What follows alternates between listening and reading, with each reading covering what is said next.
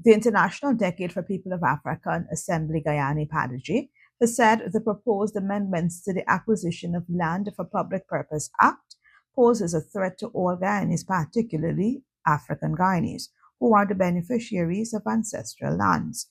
The advocacy group said the amendment must be sent to a special select committee for careful review and debate and should be subjected to a transparent and inclusive consultative process. IPADA said if the bill is passed, then the minister will have sweeping powers to determine the lawful owners of the land to be acquired for public purposes and to establish its value for government acquisition with no public hearings or consultation.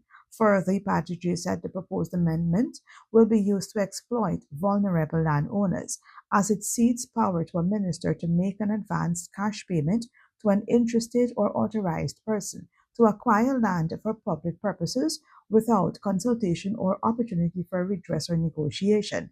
The bill grants inordinate power to a minister of government and robs citizens of protection of their right to land ownership. All landowners, the organization said, will be affected, adding that the African Guyanese and ancestral lands to which they are entitled will be most affected, given the unfinished work of bringing to date and modernizing the ownership patterns and titles for these lands. From 1893, immediately after emancipation, Africans purchased abandoned plantations amounting to thousands of acres of land along the coast. Additional lands were granted for their use by the Crown. These lands, both purchased and granted communally or individually, represent the land bequeathed to today's African Guyanese community by their forefathers. Ownership of the land by African Guyanese is not a matter of dispute. What is required is political will to update documentation of ownership.